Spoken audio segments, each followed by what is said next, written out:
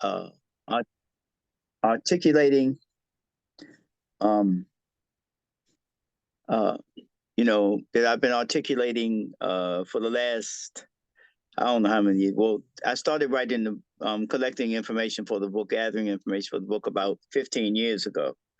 Um, though, my stance on it has always been what it is. So I just try to present the arguments and the documented evidence. I'm not one for a lot of beliefs. I try to steer clear of those. And so when people question my stance, I don't mind the questions, as long as they're sincere and as long as we are trying to get to the solution, which is the truth, the facts, and the evidence. So that's what I try to do. So I'm here to discuss any issues relative to my book that I've written. I'm extremely proud of the effort that I put into it. It took a lot. I don't take it lightly, and I hope that whatever questions come to me, that those questions are at the root of trying to get to the truth, not at the root of trying to see if they can say, "I got you," or something of that sort. So, with that being said, uh, I yield the floor to those who might want to talk to me about whatever it is, asking me some questions relative to the book. If they have the book, they can ask questions about, and then we can discuss some of the things that I put in it. First, I also want to say, if you have questions and you don't want to ask them out, you can always put them in the chat. Okay. One of the first questions that I'm gonna put out on the floor is, what is there a particular incident in your particular life that motivated you to bring more light on this topic? Not really. Although I have family members, as many of us do, who practice those lifestyles, those queer lifestyles. It was nothing in particular. It was more of when I first came to Facebook in 2007, I believe. I began to encounter a push, as I saw, for acceptance in the African Centered community.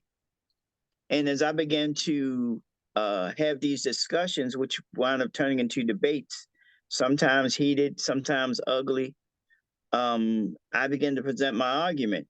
And I began to see what I call the circular argument. I began to see the same circular pattern of narratives that were being spun.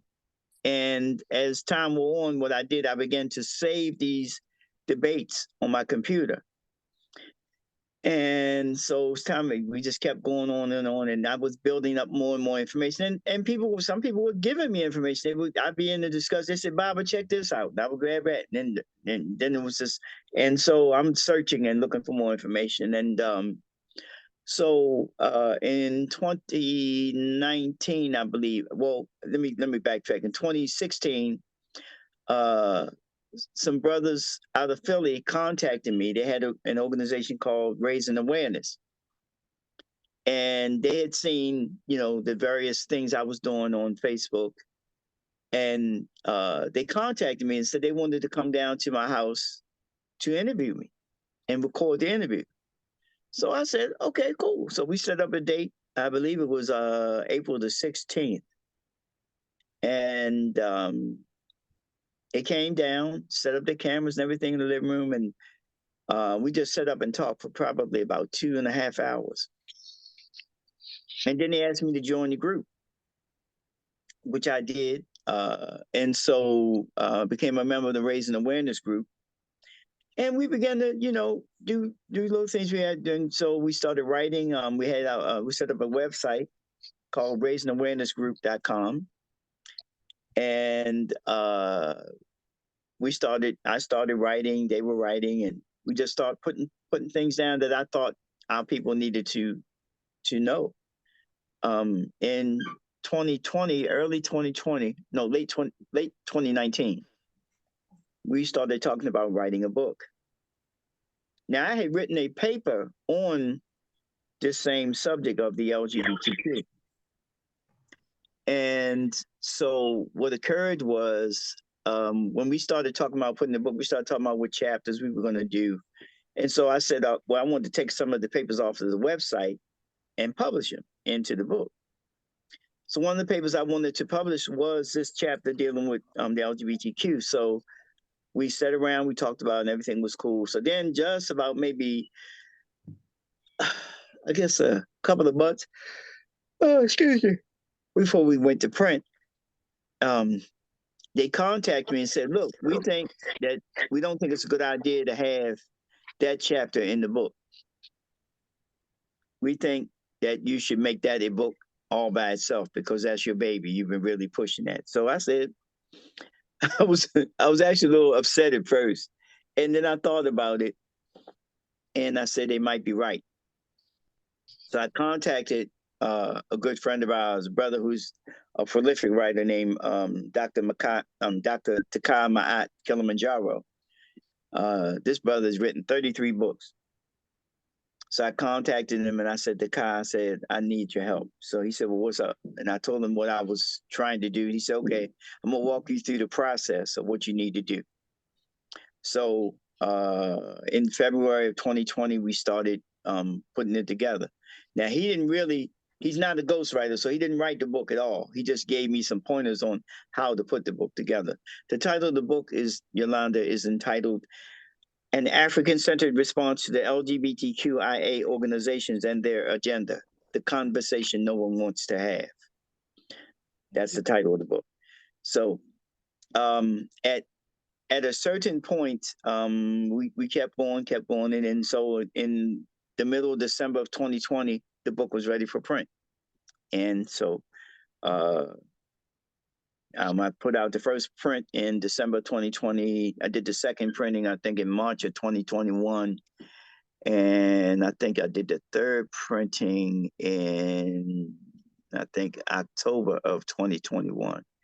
And so I didn't do any printing in 2022 or 2023 so far. The book right now is currently out of print. I got about 6 or 7 copies left. So I started working on it again because I saw the need for major additions and some slight improvements. And so I started working on it again. So this is going to be the final edition. I'm not going to do any more. So I'm trying to make sure that this time it is as perfect a book as I can possibly make it. So there you have it. Okay. And and by the way, but I saw that I started seeing what was happening. I started seeing this agenda. And as I saw the agenda, I saw the need to write about it. I had read some books dealing with certain aspects, but nobody had actually called it an agenda and wrote a book about it. And so I saw a need for doing it. And I know a lot of people would not have done this because of the gay mafia. They will come after you. And so you have to have you gotta have some backbone, which I knew I already had, so that wasn't an issue. But the more important thing is that you needed to have the tools to fight back. And so that was the other reason I wrote the book, because I figured I had learned the tools necessary to fight back. So I wanted to put it in the book so that other people would have those tools, so that when they speak out, it makes it harder for them to come after you, because they use something that I put in the book. What they like to use is what I call political, economic, cultural, well, not so much cultural, political, economic, social, and intellectual terrorism. And these are the tools they use to terrorize people into acceptance. And so if you have the tools that I've put in the book, it makes it a lot harder for them to use those things against you, like on your job, in social settings and such, it makes it a lot harder for them to use those tools against you because you have what you need to fight back. And you're going to have the courage because make no mistake about it, they will come after you on your job. So you have to be willing to fight back. I mean, you may have to sue them and all of this, but you're going to need proper tools. And that requires a deep dive into the book and seeing the different things that they use, because I've been seeing what they do, the strategies they use, the terms they use. My book goes into defining various terms that they like to use. So I go into the history of the term, who coined the term, what they intended when they coined the term, all those kinds of things. All of this becomes important in this fight, in this war that they're waging against straight people. Even some of the terms that we mistakenly use in our growth, we use terms oftentimes and not realizing some of those terms don't mean what we think they mean.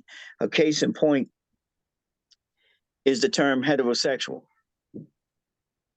Most people don't know that term was created by a medical doctor. I can't prove it, but I believe he was homosexual, but I ain't gonna say for sure because I tried to find it, but I couldn't find any real evidence other than the fact that I couldn't find any any wife, any children. So I'm assuming that he may have been gay, but he may not have been. But anyway, in 1901, he created a medical dictionary. This doctor's name is Alexander Dorland. He created Dorland's medical dictionary.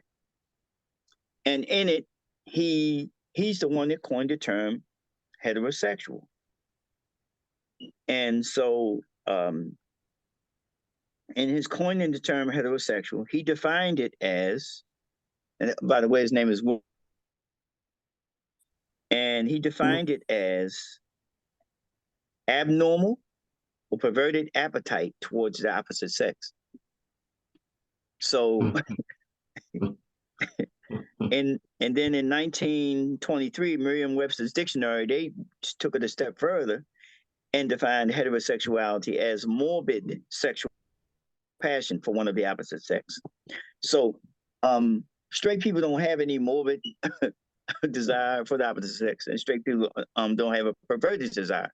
We are doing what nature has designed for us to do in our own perpetuation of self-creation.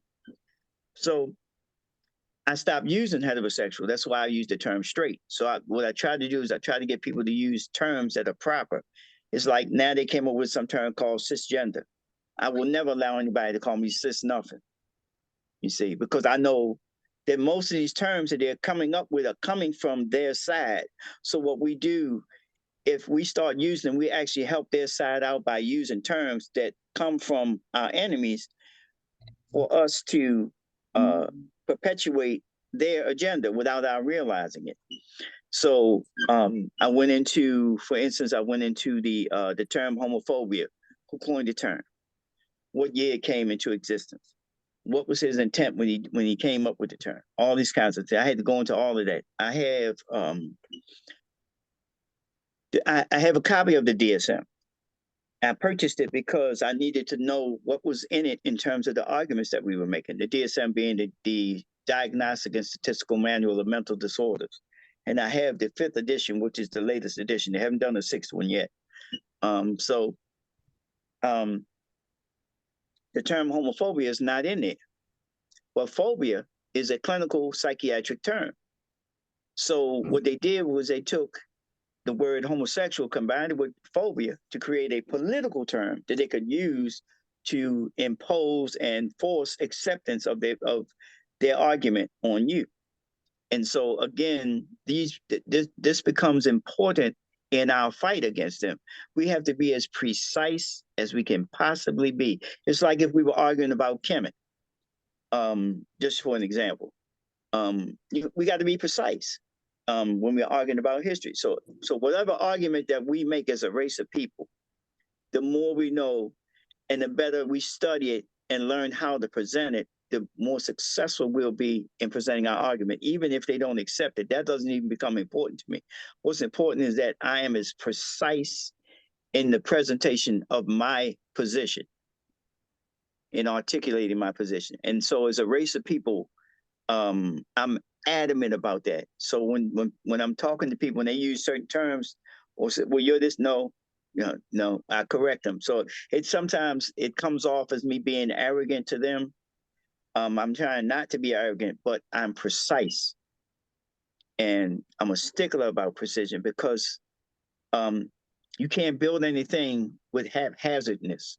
Can't build a house with, well, I'll just do it this or that. Well, no, you build a house based on certain precisions, so we got to start to do that as a race of people. We got to become precise in our knowledge and how we present our knowledge. If we're going to win. I've got three people with questions. First, Sure. I'm gonna call on Sister Tracy, and then Patrice, and then Sister Segment. Tracy. Sure. Respect, Baba. Respect, my sister. I wanted to ask, have you gotten any pushback from that community because of the book? Actually, no. In fact, one of my dearest friends told me, he said, Baba, what they're probably going to do is ignore you. And I think they ignore me because if they buy the book, they will know that they can't defeat the book. So, for instance, like in the introduction, one of the things, there's a part in the introduction where I say, and to those in the LGBTQ community and the organizations who classified this book and its author as being homophobic, you will have proven you've never read this book. You see, because I know that they haven't done that. Excuse me for 1 second.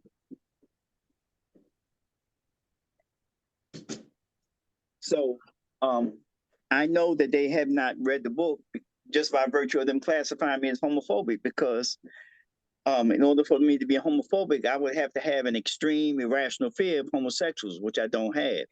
So, and the term homophobia is not even listed in the DSM. And there is a list of phobias. Homophobia is not one of them. Transphobia is not one of them. In the DSM in section 300 or 300.29, pages 197 through 235, you can read it for yourself in the DSM-5. You'll see the list of phobias. Homophobia is not in it. So again, it's a political term. And so again, I'm showing you a strategy, how you fight back. So most of them have not bought my book. I don't think any of them have. If they have, I haven't seen any pushback. I haven't seen any condemnation of it. I've seen condemnation of my book by people who haven't read it, mainly from folks in the communist community. I've some Black communists have condemned my book, which wasn't really surprising to me. But they haven't read it either.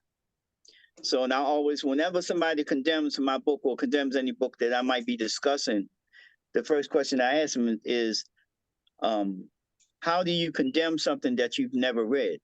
That's like condemning or saying, I don't like a song I've never heard, or I don't like a movie I've never seen. Who does that? But no, I have not seen anything of a pushback from that particular community. Asante. Brother Patrice. Yeah, I don't have so much of a question as I do a comment. First, I want to thank you, Brother Mwamba, for clearing up the misdefinition of homophobia. Because like you said, they use that to shut people down, to shut down opposition and what Yes, they do.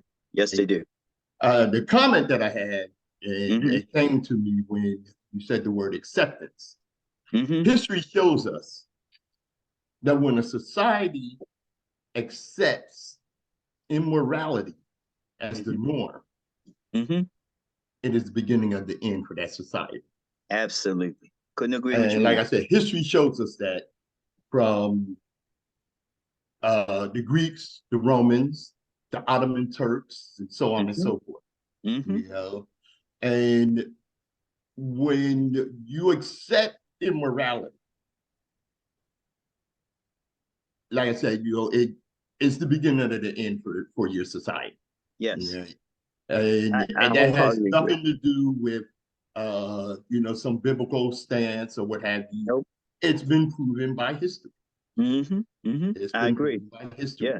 Yes. You know, and all you have to do is look at the people that this was the norm for. Mm-hmm. One of Where the they things that I did in the book was, and I tell people this all the time, is when you finally read the book, what you'll find is that I didn't use any religious argument. And the reason was because I tell people, say, why are you using religion? They don't believe in it. But they claim they believe in science until you start to present it to them. And so my book has science, it has scientific research studies. It has quotes. I have a chapter called about the agenda. And it's in chapter 10. Let me see, I'll tell you the title of the chapter. The chapter is entitled, "Is there an organized LGBTQIA agenda being perpetrated on us and our children? And if so, how?"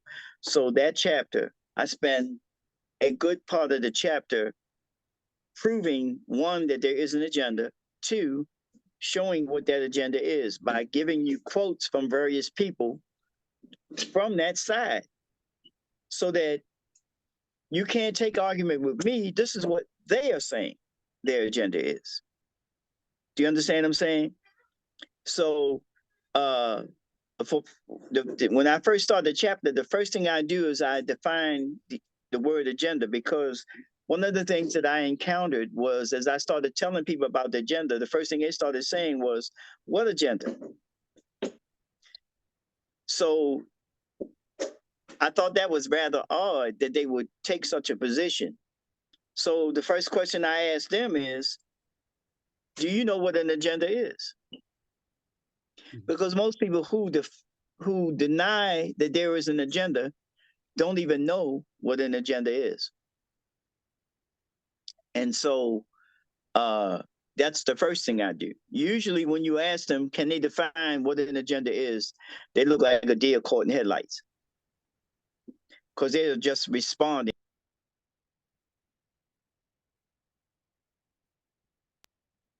I'm getting this phone calls. So what they do is they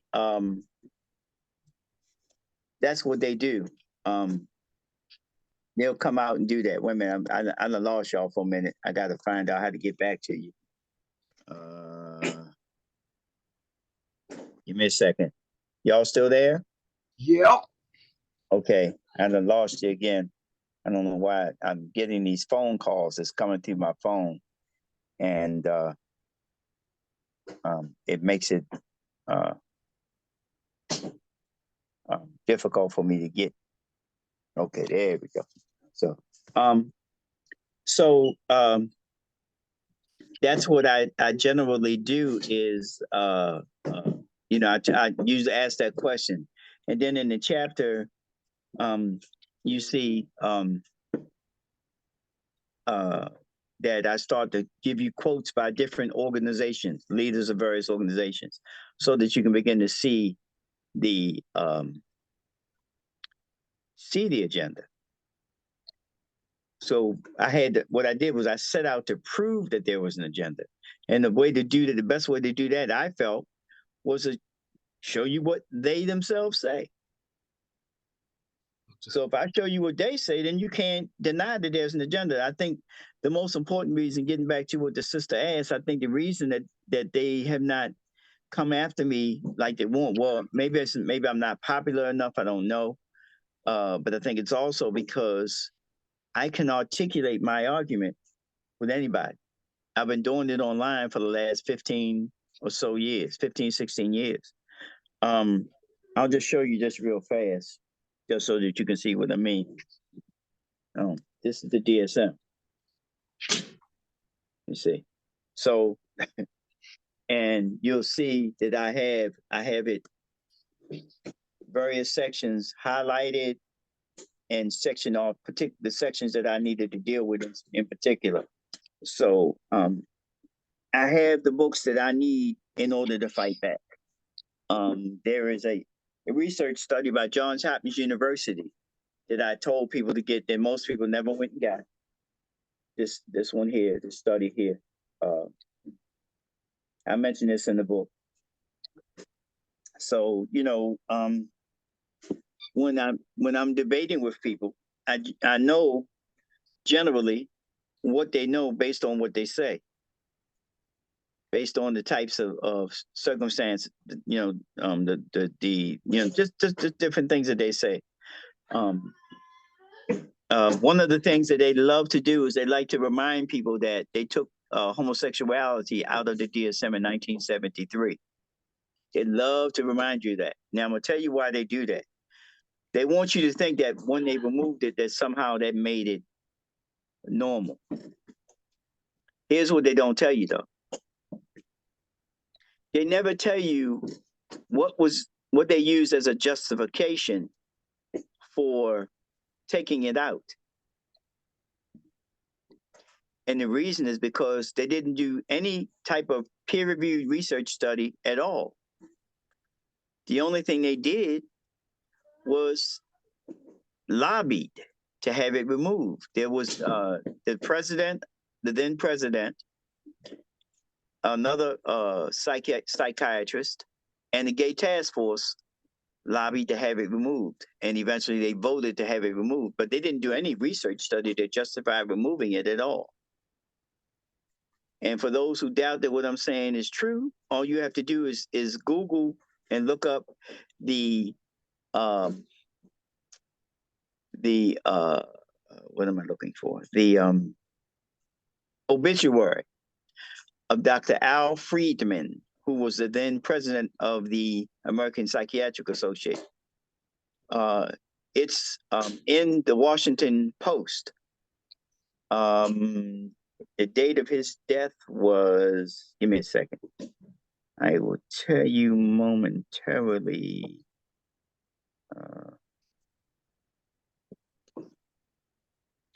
The date of the article is the Washington Post, April 22nd, 2011. And it says prominent psychiatrist dies. And in the document, I mean, in the article, they tell you what they used as a justification to have it removed. There was no science applied to its removal at all. And so again, this becomes important when you're asking these questions or when you're arguing with them. This is why, again, I cannot emphasize enough how important it is to know what you're talking about. I can't emphasize it enough. So. All right. Sister Segment. Peace, Baba. My question was, as I was going through the book, and part of the book you mentioned that, you know, since the 1970s, things have changed a lot, and a lot of us weren't around during that time period. Right. So I wanted to know from you, like, kind of just in general, what have you observed in terms of the changes that have gone on with the gay rights movement from that time period to now? Because I think, you know, a lot of us, we were kind of like, I don't want to necessarily say we were born into it, but I think that it had already started to become normalized. That's a good way to say it. Yeah, that would be a good way to say it. Yeah. Yeah. So we didn't really see what it was like before then, and things like the Gay Manifesto, I hadn't heard about that until very recently. So just kind of wanted to give you perspective on the changes that have happened since then. Well, because I was born in 1954. And raised, like I said, in the 60s and 70s. It was not, I mean, we knew they were around, but it was never an acceptable behavior. So we frowned on it. And we would, you know, we would speak out against it, you know, and there was no consequences for speaking out against it like there is today. And we use very colorful language sometimes and get out against it. Now, I can't do that anymore, but I don't need to. I can use straightforward language and still give them the intellectual ass whipping that they deserve. But getting back to your question, I didn't really start paying attention to it until around 2000. I didn't even realize. I think what happened in the Black nationalist community, we didn't see it coming. Many of us didn't see it coming. Now, I remember Dr. Clark saying something before he passed away in 1998. He said something.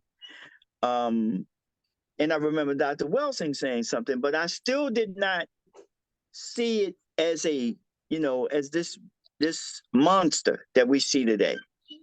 I encountered some brothers out of DC around 2000.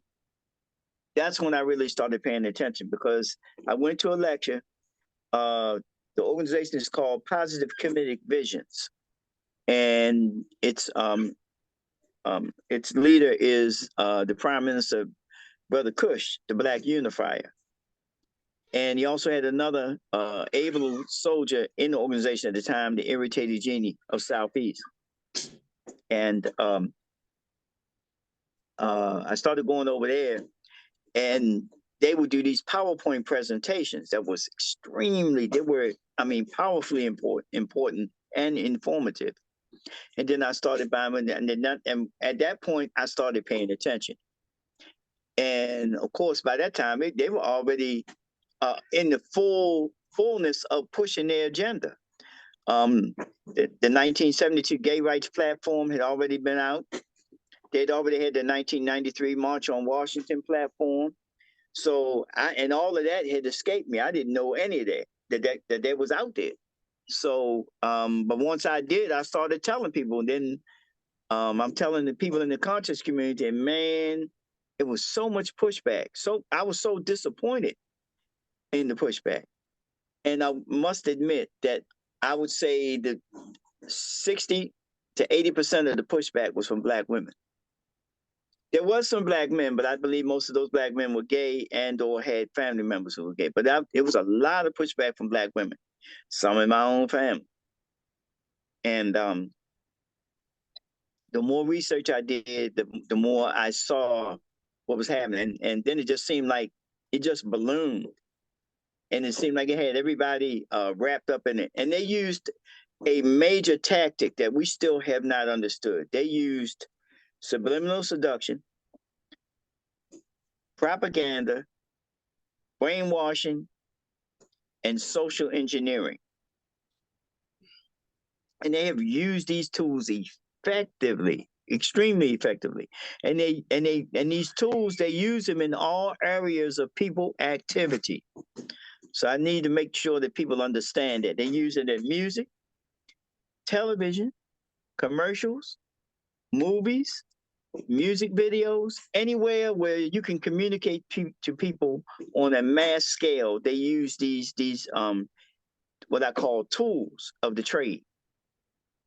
And many of us are not seeing it. I think many of us are seeing it now, and they're like, well, what happened? We didn't understand certain things that they were doing. So I'll give you an example. First, they started slowly, see? And then once they started, you know, by the time you're looking around, they got this in play. Then the next thing you know, they got the next thing in play.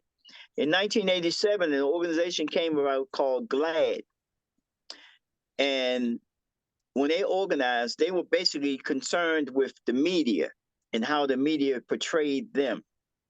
So one of the first things they did was they went to the New York Times, and they asked the New York Times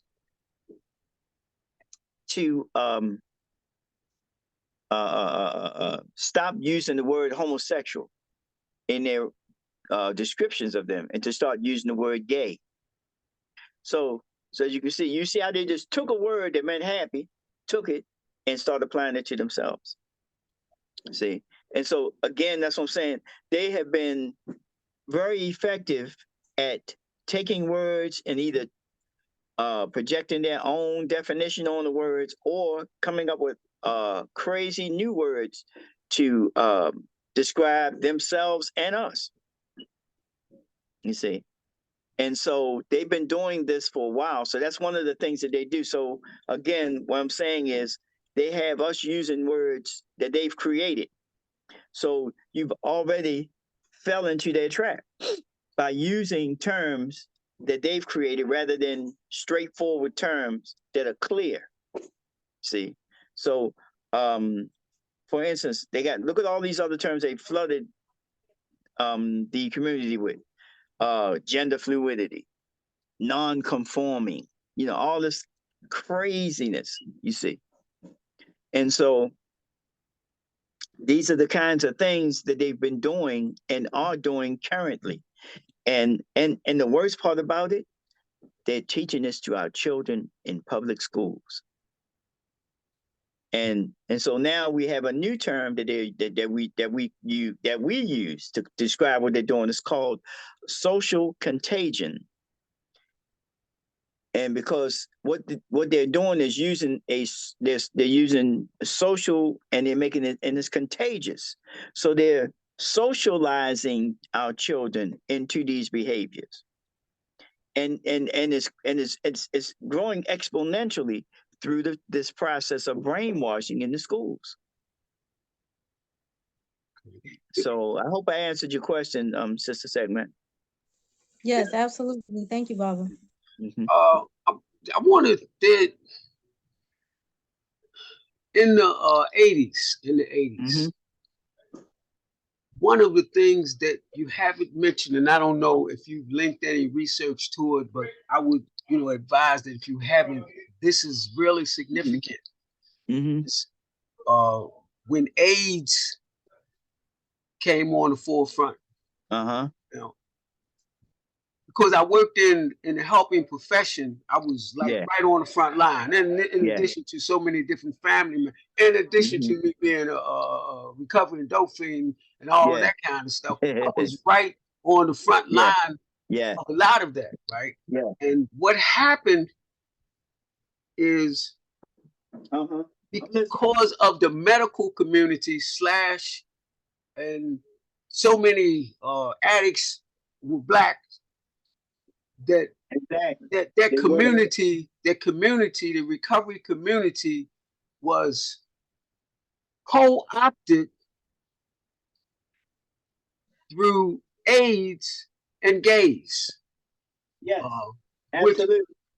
I'm looking for a book that I have on my shelf. That's why I'm trying to talk to you while I'm looking for it. I know I got it here, because I was just talking. And a new term got introduced at that point that's even much more popular now. The term is harm reduction. Right. The term is harm reduction. So a lot of the therapeutic, lot of the therapies that were instituted during that period of time got labeled harm reduction, because they were, instead of the old confrontation, they were saying it didn't work, and that population, the gays, were pushing back at it, so they had to find another way. But I don't know, I don't necessarily know all of the intricacies of it. But I know at that point, the term gay got real popular. Right, that's in the 80s, and it was much more permissible, because when we grew up, and that's we listen, and it's not right. I'm not saying it's right, but we beat faggots up. That's what we seen, and when we beat them up, that was part of the culture. Yeah, we did. We did. And but I was going to show you this book, because that kind of speaks to some of what you were talking about. And I got this book. I had seen the book mentioned in another book, but I didn't buy the book until 1992. But the book, I think, came out in, let's see, I think it was published in 89. And I got it in 92. And what happened was I was reading a book by Brother Haki Madhubuti. The book is entitled Black Men, Obsolete, Single, Dangerous, The Black Family in Transition. And I think I started reading that book in 89. It's either 89 or 90. And he was good friends. You will remember. John Lee. Sure, yeah, I know you will remember. You remember Max Robinson, who was the first Black National Network. Well, you know he died of AIDS, right? Yeah, yeah. So he and Haki were very good friends. So Haki was having a discussion. This is about the time either he had died or he was very ill. Mm-hmm. So Haki had a discussion with Dr. Frances Cress Welsing about AIDS. And she said, I got this book I'm going to send you to the mail. Haki to describe, the reason I'm telling you is because this is he's talking about this in the book. So she sent him this book. So this is the cover of the book. And so when I saw the book, I said, I'm going to get that book. But you know how you buying books and this, and so it just kind of like fell off the back of my head and I just forgot about it, right? But it was, the title never stayed away. You know how you go in your subconscious, so I remembered it. And this is the title of the book. It's called AIDS, The End of Civilization, the Greatest Biological Disaster in the History of Mankind by Dr. William Campbell Douglas, 4th generation MD. It's a very powerful, very informative little book. And so I didn't get the book, but I said I was going to get it. So I can tell you the date that I bought the book, because I was living on Fulton Avenue, right there in the 2000 block of Fulton Avenue, just above North Avenue at the time. And it was May 14th, 1992. It was my son's 10th birthday. And I said, let's walk around to everyone's place. And from Fulton Avenue, it's about maybe 6 blocks. So we walked around to everyone's place. And I said, you pick any book out here you want, I'm gonna buy it for your birthday. So he said, okay. Now, his aunt, my wife's older sister, my sister-in-law, had died of AIDS in 1990. So I knew 2 people personally that had died of AIDS. So when I take him into the bookstore, he's looking around and looking for a book, and this was the book he picked up. So when he picks it up, I look at it and I said, that's that book I said I was going to get. So I bought the book for my son. And he and we took turns reading it. He read it to the best of his understanding, and I started reading it. It's extremely powerful, man. It talks about, because this was the book that let me know that they were lying. Remember, they were telling us that it started with a green monkey that bit an African, remember? Right. And so this was the book that started me to find out. I've read this book even before I found out about the Robert Strecker memorandum. I knew you heard about the Strecker memorandum. This was even before that. And so I started finding out about Strecker and Gallo and what Gallo was doing, and Robert Gallo and all that. And because I think it was 2 brothers. I think it was Robert Strecker and Theodore Strecker, because one of them got killed. But anyway, so I was looking into the whole AIDS thing. He showed how they were experimenting on the gays. That's how I got into the gay community, into the homosexual community. What they did was they went to the 2 clusters where they could fully push it and get it in the community. So they went to New York and San Francisco. And what they did was because what they did was they invited them to come to these research studies, and then I don't know exactly how they got it in them, but they put it in them, and then they just watched as it spread like wildfire. Because the one thing about most homosexuals, and this is still true today, regardless of what they say, overwhelmingly they're a very promiscuous community. And so that's why they started telling them to wear condoms and all of this kind of stuff, right?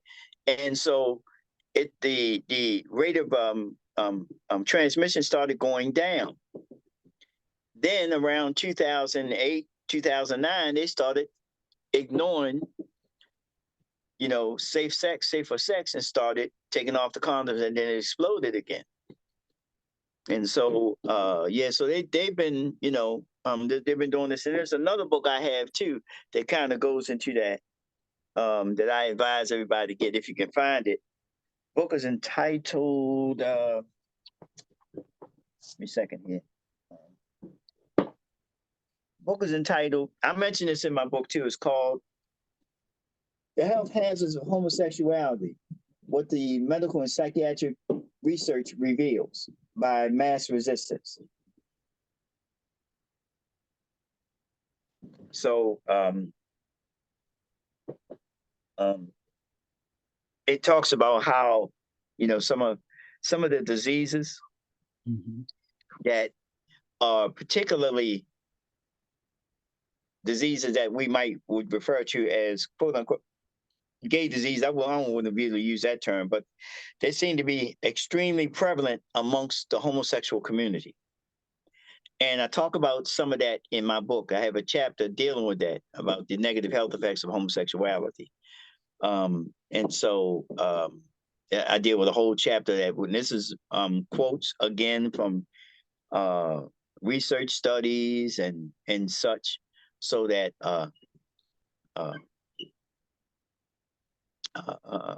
so that's what that is about. So that I deal with that in chapter 15 of my book. So it's this whole thing is crazy. And we're just scratching the surface. I think that the more our people take this seriously and begin the process of understanding that they want our children. Yeah. And you can see that if you read the 1972 Gay Rights Platform, the state laws that they want to abolish, one of the laws that because what I did was, when I'm getting back to something else you asked me, Khalil, about what was going on at that. I mean, I don't know if it was you. It might have been the sister asked me. No, it might have been the second one asked me about what was going on in the earlier time. When you look at the 1972 Gay Rights Platform and you read it, you and I remember when none of that stuff was in play. Yeah. And yet, Sister Seckman has grown up in a time where most of that has already been done. Right now, but they still got a few things they haven't got done yet. Now, one of them is they want to abolish all laws governing the age of sexual consent. Now, the question becomes, why would they want to do that unless they want to have sex with children? Because right now it's still against the law for pedophiles to have sex with children, but that's what they want. So you see a correlation between homosexuality and pedophilia. Now they say, well, no, it's not the same. Well, then why is it in the Gay Rights Platform? Why is it there? You see what I'm saying? So you're saying that it's not the same, and yet it's in your platform that y'all are articulating. In fact, in the 1993 one, it's the first statement that they make. It's the first statement, and it says right here. Let me read it to you, because I don't want to get it twisted. It says, repeal all sodomy laws, legalize all forms of sexual expression, changes the age of consent laws to allow sex with youth. That's verse 1. First one. That was the man number 1. See? And so, again, this is what they want. They want access to the children. And this mindset is a cultural mindset that they've had that goes back to, at least, we can chronicleize it, at least I say it goes back to when they came out of the caves of Northwestern Asia. But we know for sure that it's in their culture because their own chief god was a pedophile. Zeus becomes a bird, changes into a bird, and flies down and kidnaps Ganymedes and takes him back to Mount Olympus to be his young male lover. We also have the Symposium by Plato And in it, he says, and here's the symposium, by the way, because I have a copy of it. He says, it is assumed without argument that pederasty alone can satisfy man's highest and noblest aspirations. And the love between a man and a woman was spoken of at all as altogether inferior, a purely physical impulse whose sole object is procreation. That's what Plato said in the symposium. That's their culture. That's not our culture. And anybody that tries to tell you that it's a part of indigenous African culture, one, does not know the definition of culture, which is why I put that in there several times, what the correct definition of culture is. Culture is a set of, to be defined correctly, is a set of values, principles, concepts, beliefs, and practices that a group of people come together, agree to adhere to, and that they practice and set into motion as a part of a culture. And that group of people, in practicing it, they say, this is what we're going to adhere to. It encompasses all areas of people activity. That would include names, the food you eat, the clothing you wear, how you choose your mates, how you raise your children, the music you listen to, how you dance, how you build your homes. It encompasses everything, which also means how you have sex with each other. So, and it's collective, meaning it's a group activity. Culture is group. It's not an individual endeavor. So that, for instance, if they say, well, he does it, that does not mean it is a part of the culture. That just means he does it. If it's a part of the culture, everybody's going to be participating in it because it's a part of their culture. Do you understand? A lot of people get that twisted when you say it's not a part of indigenous. It's never been an acceptable part of indigenous African culture anywhere on the continent. Before foreign contact, never. Now, if they say it is, show me where any culture in Africa prior to our encounter with either Arabs who invaded, Persians, Assyrians, or British, French, Turks, any of them, show me before they got into Africa where we participated in that behavior as a part of our culture. Show me. They can't. Then they'll try. I already know which one they're going to use. They'll probably use the twin brothers, Nyakanamun and Kunamhotep from ancient Kemet. Then when you ask them the question, what did the glyphs say underneath of this? They got these two pictures and it looks like they're kissing. They're not. They were twins. And both of them died. Both of them were married and had families. And they were buried with high honors of Ma'at. And Ma'at is truth, justice, righteousness, balance, reciprocity, harmony, and order. Where's the order in two men having sex with each other? Or two women having sex with each other? That's not order, that's disorder. See, so when people try these things, I always ask them, show me the evidence. Show me the evidence. That's all. If you got the evidence, let me see it. I'll examine it. So so when you start talking about culture, always tell them that culture is collective. Culture is not an individual endeavor. It's collective in scope, and it permeates all areas of people activity. I had a question initially, but most of it was 2-3 parts, but most of it you've already covered. I'm gonna read the question. Go ahead. I want to link it to the last part. Okay. And I think a lot of people probably want to hear some of this. The whole question is, do you have documentation why homosexuality was taken out of the manual or the DSM? And how does it relate to the gay agenda? Yes. Well, it relates because what they want to do is make you think that this is normal behavior. So that's why it was taken out of the DSM. And as I said, and I covered it in my chapter 9 of my book. It was a lobbying effort by Dr. Al Friedman, who was the then president of the American Psychiatric Association, another psychiatrist named Dr. Robert Spitzer, and the Gay Task Force. Now, there were probably several others, but those are the two most prominent men, and the prominent group was the Gay Task Force. So they were there to lobby to have it removed, and they were successful. They had a vote. That's all it was an up and down vote, and they voted 58%. The membership voted 58% to have it removed. That's the only reason it was removed. No science at all. No scientific research study. And anybody that tells you that there was, ask them to produce the scientific research study that they had.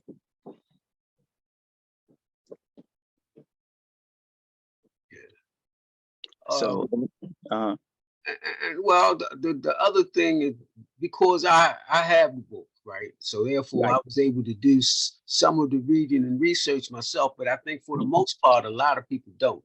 You keep mentioning this gay agenda, this gay manifesto, these documents, and if they're documents, I think for me, one of the things that I can stand on in presenting any argument is let people argue the document. So I ain't got to argue. They can argue with the document. Exactly, because you have the document, it's in the book. Right. But so, like, could you kind of go over some of the documents so some other people can be exposed to it besides me? Sure. Let me read a little bit of it to you. Let's deal with the 1972 Gay Rights Platform. They met. It was a bunch of different groups. They got together and met in Chicago, Illinois, in February of 1972. I don't know the exact date, but this is a list of their demands. This is what it says: amend, and it has federal laws that they want to amend, and then it has state laws. So it has, I think, let's see, I think it's 9 federal laws, and then I think there's 8 state laws. So we're going to do the federal laws first. It says amend all civil rights acts, other legislation and government controls to prohibit discrimination in employment, housing, public accommodations, and public services.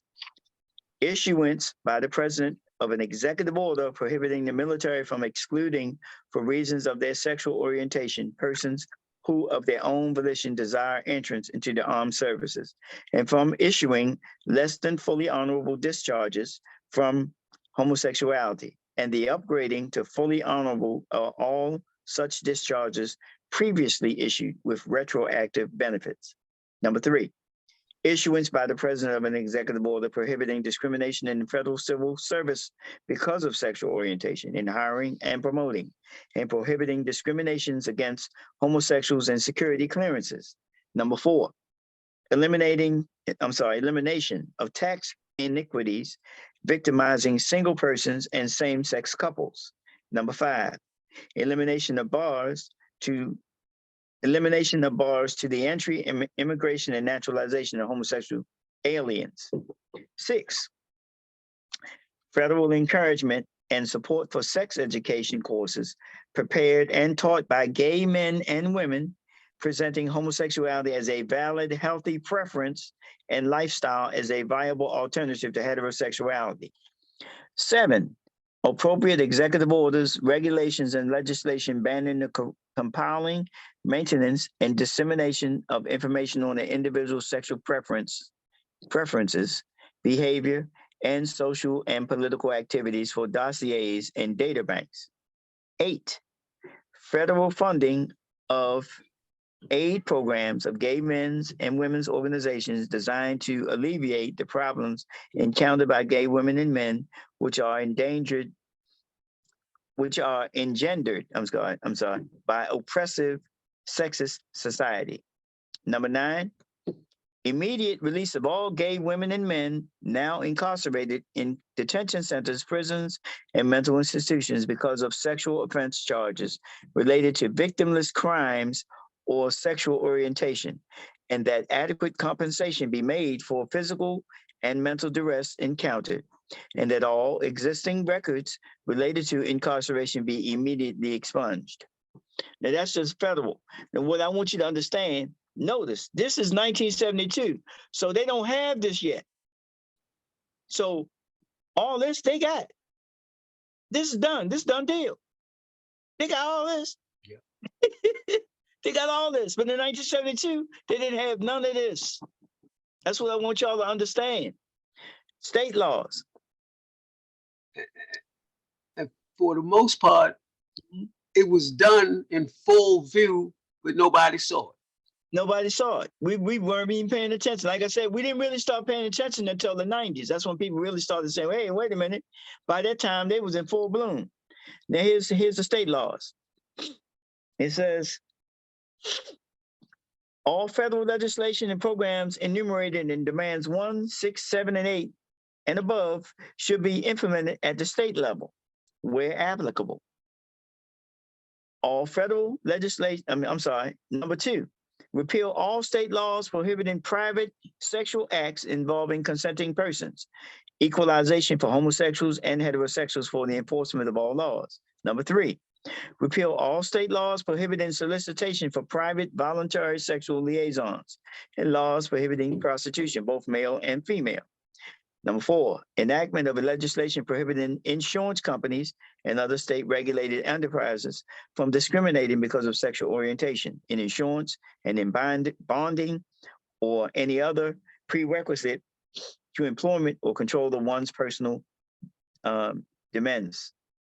Enactment of legislation so that, that's number 5, enactment of legislation so that child custody, adoption, visitation rights, foster parenting, and the like shall not be denied because of sexual orientation or marital status. Number 6, repeal all laws prohibiting transvestism and cross-dressing. Number 7, repeal all laws governing the age of sexual consent.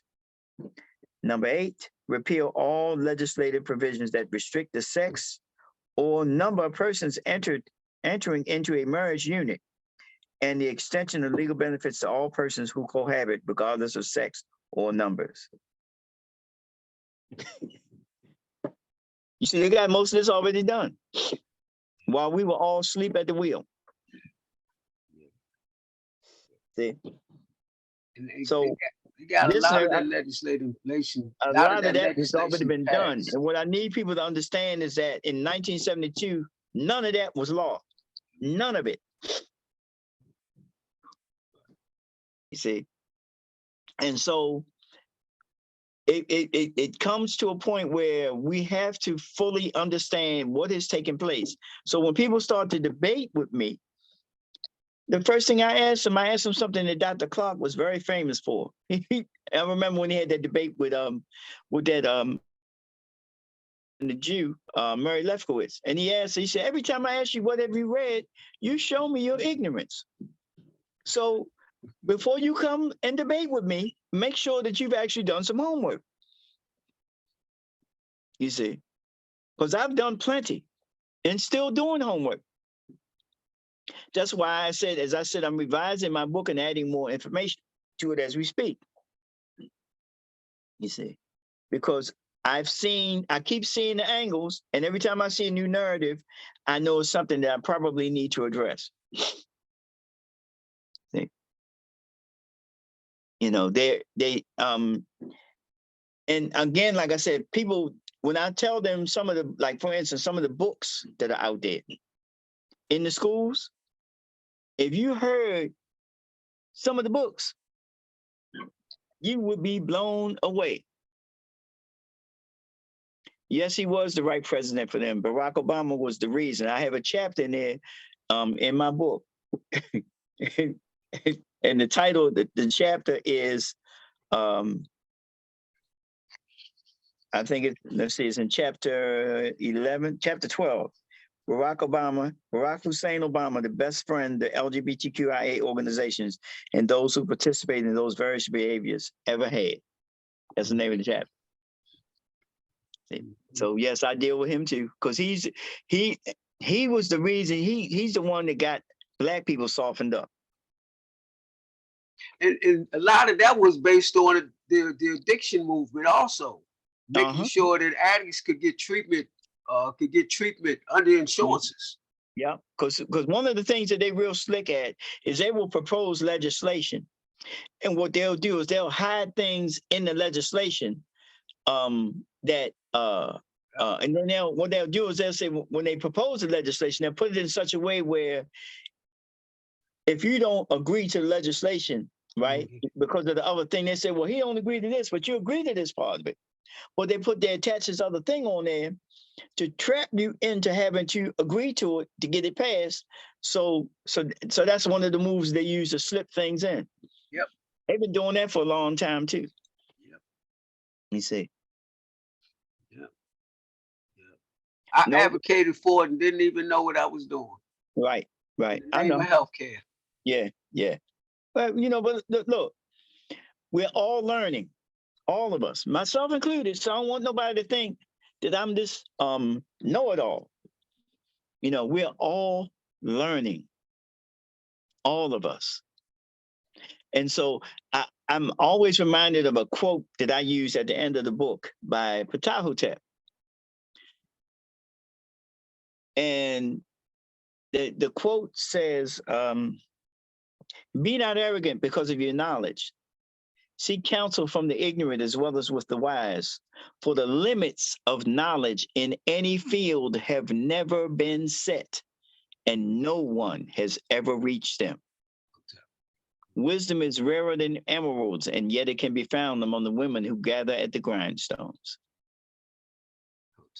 It's a powerful statement. It has always been one of the statements of inspiration for me, because it tells me that with all that I have learned, and I know a lot, and I have learned a lot in my 49 plus years of this journey of becoming what we like to classify as consciousness. And yet, with all that I have learned, I keep surprising myself at what I learned. I tell people right now, between 2016 and 2023, there's stuff that I've learned that's still blowing my mind. But, I had a 41-year growth on ancient Kemet and all of this kind of stuff. And what I've learned in the last 6 or 7 years on ancient Kemet alone is mind-boggling. What's up? You got Brother Frank got a question. Brother Frank got a question. Sure. So my question is, I wanted to get your opinion or suggestions on how African Centered organizations should deal with people who are in the LGBT community, as it pertains to being a part of our organizations, and also if they're not a part of our organizations, what type of stance should we take towards that community? Because we're focused on the general uplift of the Black community, and they are Black people first. Mm-hmm. This is harsh, but it is, if we're going to win, one of the reasons that we have been losing in the conscious community is because we keep making excuses for bad behavior. We have to stop making excuses. That's something that we didn't do when I was coming up. Miss So-and-so saw you doing something. Oh, you got it. And she took you to your mother and said, I saw him doing so-and-so. You know what your mother would say? Thank you, girl. Come on in here. And you got another one. See, what we're doing now is we make excuses. You make excuses for drug dealers. We make excuses for rapists, child molesters. We make excuses. If we are going to ever elevate ourselves, we have got to set standards of moral decency and behavior. Now, to the point of your question, If they are participating in that behavior, they can't be in our organization. They got to go get help. They go get help and stop participating in that behavior, come on back. You're more than welcome. But as long as they're doing that, nah. Because if you say your organization is African centered, now if you say it's something else, that's different. But if you say it's African centered, you got to be clear about what that means. That means participating, practicing, implementing ideas that are African. That are African. Now, that means in all areas, no excuses. No, well, I'm going to do this little part, but it ain't African. Nope. If you're saying it's African centered, then make it African centered. Let's not play this game. All right. So it's not being mean spirited or any of that. But if you say your organization is African centered, that means it is centered in Africa and what is in the best interest of African people, and you're drawn from the best of African culture. And if you're not doing that, it's not African centered. Call it something else. Now, if you notice, I don't use the term Afrocentric. Afrocentric and African centered are not the same thing. And people need to stop thinking that it is. It is not. The person who coined the term Afrocentrism, his name is Dr. Malefi Kete Asante. He has a book out called Afrocentricity, Theory of Social Change. On page 2, he defines what Afrocentrism is. Let me read it to you. Because this becomes imperative for understanding, because I think people don't understand why this is important. On page 2, he says definition. Afrocentricity. Now, one of the reasons I didn't use him as a presentation for what I was doing was because I feel like his stuff is too intellectual. He's trying to write for some super duper white scholars. Okay, but he says, and I'm gonna break down why I have issues with each part of this as I go along. Quote, definition. Afrocentricity is a mode of thought and action in which the centrality of African interests, values, perspectives predominate. What the hell does that mean? See what I'm saying? Dr. Clark said Malcolm X told him to do something, and that's what I tried to do in my book. He said, make it plain. All right, let's go. I'm gonna finish because this is a whole paragraph. I'm gonna be stopping each time I have an issue. In regards to theory, it is the placing of African people in the center of any analysis of African phenomena. Again, what the hell does that mean? Thus, it is possible for anyone to master the discipline of seeking the location of Africans in a given phenomenon. Oh my God. In terms of action and behavior, it is a devotion to the idea that what is in the best interest of African consciousness is at the heart of ethical behavior. Again, more BS. Finally, and this is the point that I had a major issue with. Finally, Afrocentricity seeks to enshrine the idea that Blackness itself is a trope of ethics, trope meaning group of ethics. Thus, to be Black is to be against all forms of oppression, racism, classism, homophobia, patriarchy, child abuse, pedophilia, and white racial domination. Now, the problem I have here, let's start with these different things in this group. All forms of oppression. Excuse my expression, but I give zero you-know-whats about all oppression. The only oppression I am concerned with is ours. We have spent more than enough time fighting everybody else's battles but our own.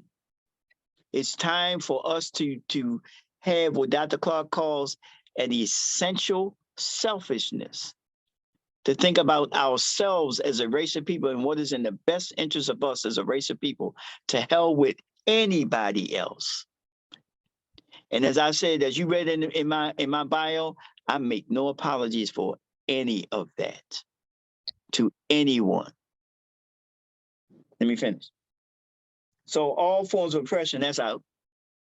Racism. Now, the problem I had with that was that he said racism, and then at the end he says white racial domination. Nearly Fuller was clear. If you do not know and understand racism as white supremacy, as a system of white supremacy, what it is and how it works, everything else you think you understand will only confuse you. It's obvious you don't understand, because racism and white domination is the same thing. There's no need to separate it. You see? Classism. Uh-oh. The moment you say classism, I start thinking about communism. I got big problems with communism, because Karl Marx and Frederick Engels never stepped foot in Africa. Don't know anything about Africa. Didn't care about Africa. In fact, there's a letter that Karl Marx wrote to Frederick Engels while he was in London in 1862, where the N-word just flowed off his tongue continuously in the letter. Continuously. Used it multiple times. And if you read the Communist Manifesto, communism seeks to abolish the family. That's on page 26. On page 29, it seeks to abolish all religion and all morality. What they seek is chaos. They aren't seeking any standards. Let me finish. Homophobia, well, we already talked about that. So there's no such thing unless you are afraid of them, unless you have an extreme irrational fear of homosexuals, which I don't. Patriarchy. Okay. But you need patriarchy. You need men to rule. That's always been the case. Men rule and women run the society, because the men are the warriors. See, it's called balance. It's not that the woman is less than the man. Where we get that stuff from? We got that from who?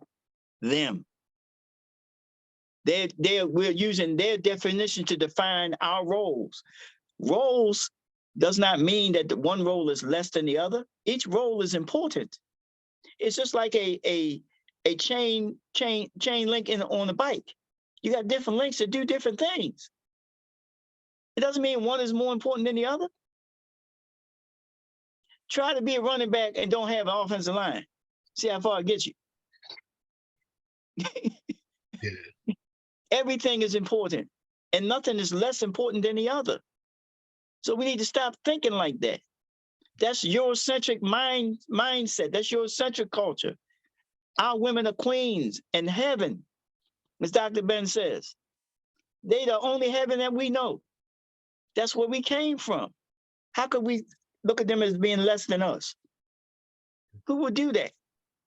So now, of course, child abuse, I definitely have something against that, and pedophilia. And then, like I said, white racial domination. So my point is, that's Afrocentrism. I don't subscribe to that.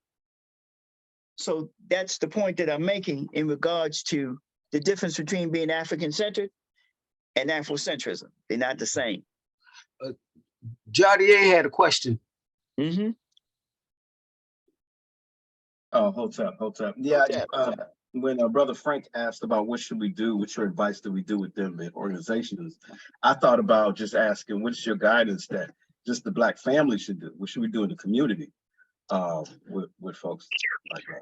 Well, we have to start advocating that behavior is incorrect. And don't let them push us off that point. See, our problem is that this is what's happening. If you got family members that are afflicted with those behaviors, as many of us do, including myself. But the difference is, I tell my family members, I was telling them I love them, but you're wrong. We're afraid to tell our family members they're wrong. They're wrong. Tell them. You're going to have to take a stand. Look, we're at war. And that war, as Dr. Clark said, there ain't but two sides, theirs and ours. Which side you going to get on? If you're going to get on our side, you're going to have to fight the right way. Otherwise, stay over there. Fight with them. Stay on their side. Because we've got to start to take the stand. We got to have standards. That's why we're so screwed up. That's why we got all these grifters and phonies running around claiming like they the great scholars and they on here doing this and doing that and doing the other thing. And they're out here doing all kinds of stuff, stealing money, having sex with young teenage girls, and just a whole host. I don't have to name them. Y'all know who they are. And these are guys who are running around saying they're conscious. You see? And so we gotta have standards. We gotta have standards of right and wrong. And we gotta hold the line on them, regardless of who it is. Whenever I think about that, I'm reminded of a movie that I saw in I think the movie came out in 1962. I know you saw it, Khalil. And Jadia, you might have seen it too. It's called Taurus Bulba.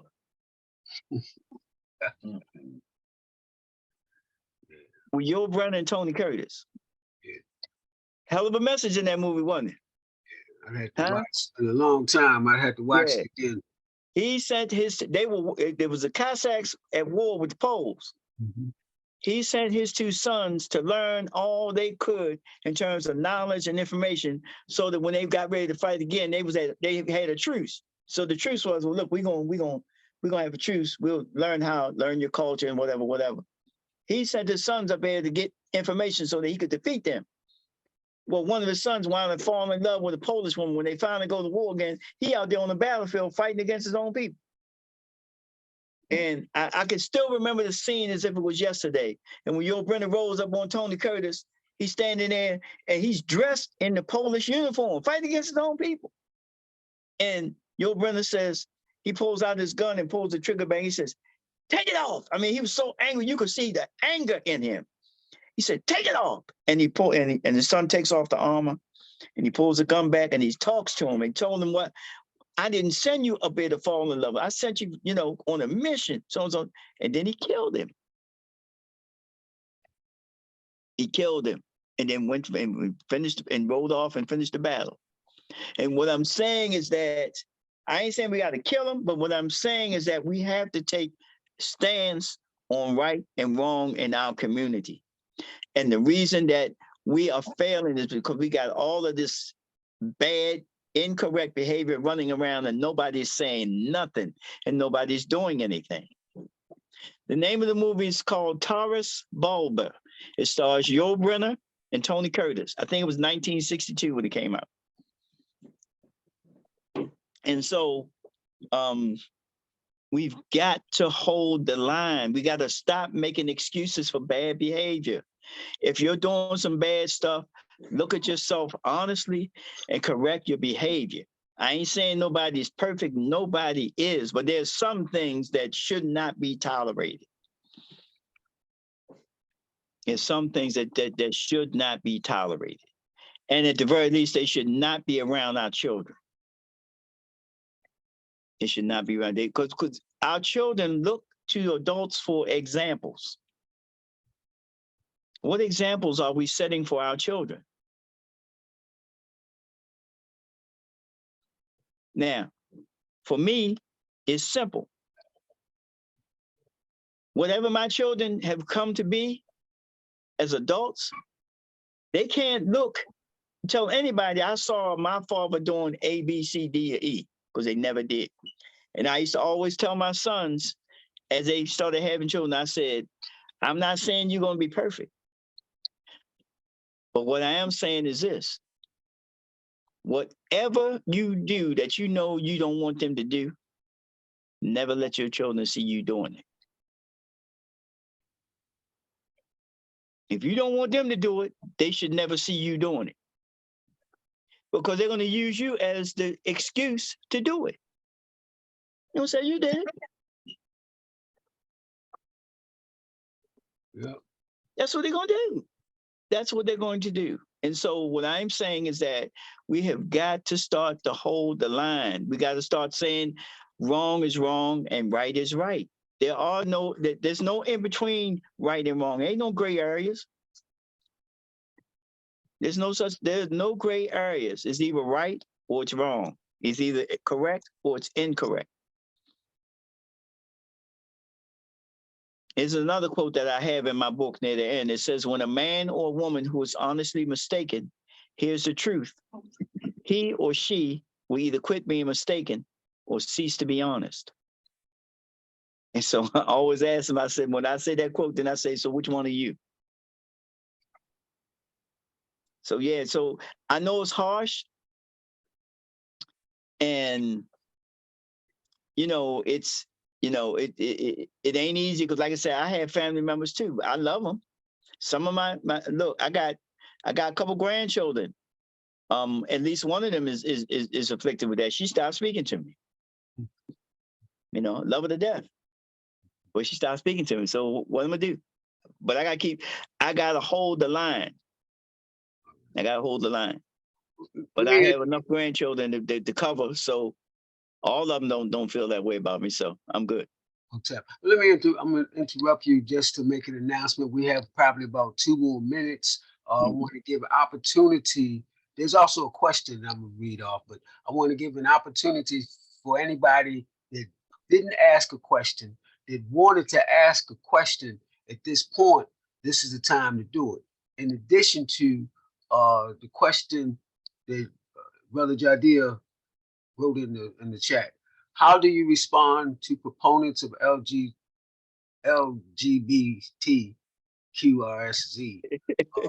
who point to gay or lesbian brothers and sisters who fought back for liberation? The same way. It's still the same position. I mean, the first thing they always want to do is throw up James Baldwin. And the first thing I always say is, with James Baldwin, is the same James Baldwin who told William Styron to write Confessions of Nat Turner, where he tried to say Nat Turner was gay. See? So what we do, you can take the best that somebody gave, but that doesn't justify their behavior. So I applaud the things when he stood up and he said what he said. You know, I would never take that. I can't take that away. But at the end of his life, that wasn't what he was talking about. Same thing. We can use Angela Davis. Same thing. You see, now she's married to a Jewish white woman and advocating acceptance of homosexuality and the whole LGBTQ move. She ain't even talking black no more. And when she do, it's just what they do now is they try to co-opt our movement. And so they co-opt our movement so that we'll get on board with them. That's right. What they're doing now. And they've been doing that. You see, you are correct, Tracy. She is a big feminist advocate. Always has been. And see, she's a communist. She's a communist socialist. I keep telling everybody, you got to read the Communist Manifesto. It's a little short, but it ain't even big. But you'll see what I just said about it, that it advocates the abolition of the family. It advocates the abolition of all religion. It advocates the abolition of all morality. And that's not what we're supposed to be doing.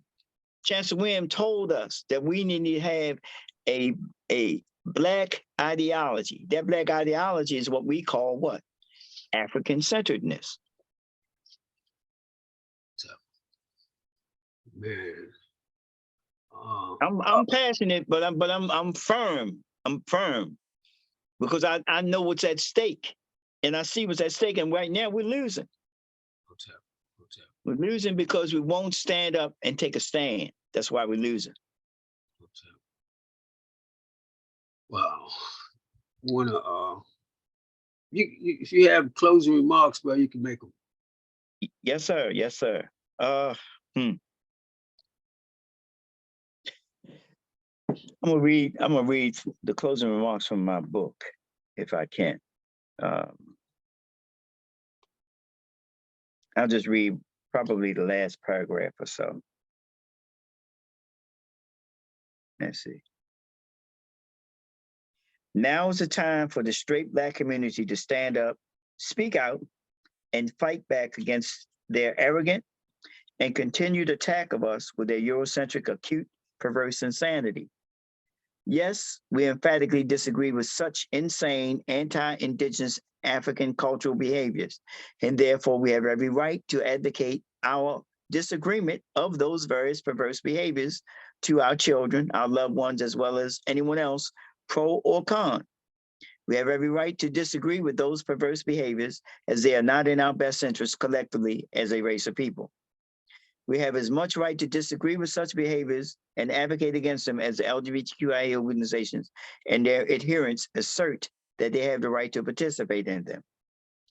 We need Black men to be masculine, manly men, and we need Black women to be feminine, womanly women. We must stand up, fight back against this war that is being waged against us daily. It is a war that is being waged against us as a race of people on every front. The LGBTQIA organizations are especially coming after our children, and they are methodical and have been and continue to be relentless in their pursuit of our children and their minds, bodies, and souls. If we love our children, and I know we do, we have an obligation to protect them. So I say, stand up, Black man. Stand up, Black woman. Know your place. Honor the best in you.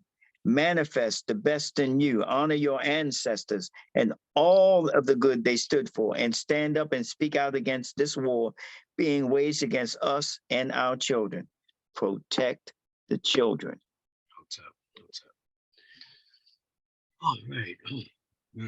I would have, what I would read would probably been really good if I'd have got you to read that afterwards. But I want to make sure that everybody is exposed to the homosexual manifesto. I'm only going to read a paragraph. I put just the title, that's by Michael Smith, The Gay Revolutionary. It's reprinted from the Congressional Record of the United States Congress, first printed in the Gay Community News in February 1987. I'm just going to read the first paragraph. I'm reading it because when I read it, it turned my stomach and fully defined the agenda. Manifesto, understanding what a manifesto is.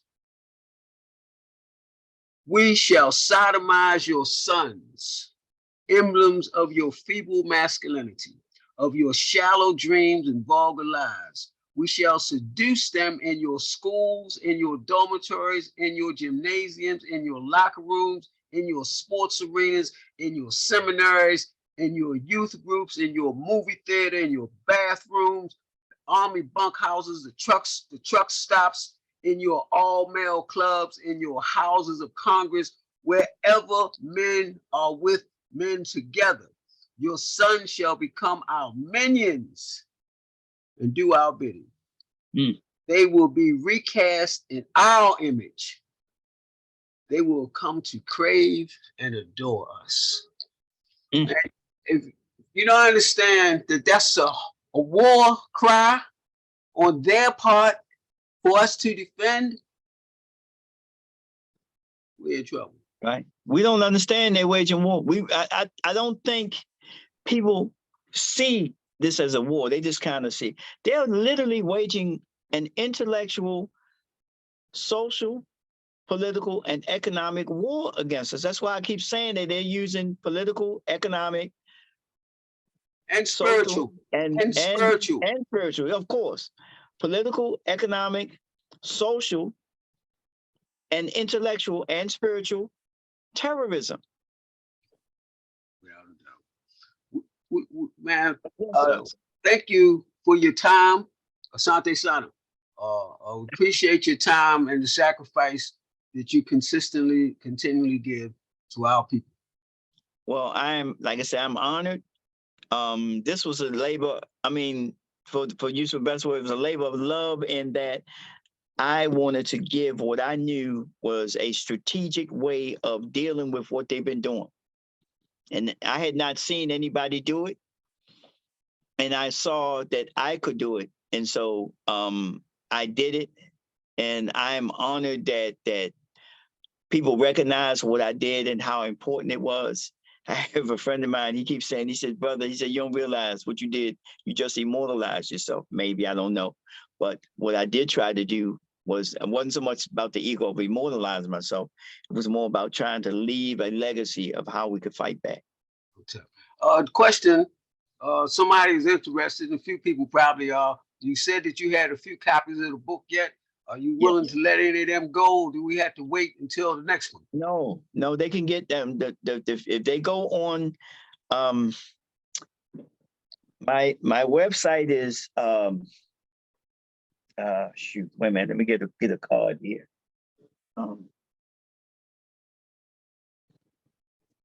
The website is mwamba.myshopify.com/collections/all. Again, that's Mwamba. Spell it out. MWAM as in Mary, B as in boy, A. myshopify.com/collections/all. Wow. As I was typing it, it decided to change it to what he wanted it to be. Yeah, I know they did that smart whatever, them smartphones and stuff. Yes, Mwamba, MWAMBA. Dot. Oh, I'm sorry, I left out the Olatunji too. It's actually Olatunji. I'm sorry, it's Olatunji dash Mwamba. Spell Olatunji. I'm not looking right here. OLATUNJI dash Mwamba. MWAMBA dot myshopify.com/collections/all. You know, I'm pretty good. Not you to type pretty fast, but I'm stuck. I'm stuck at my shaka.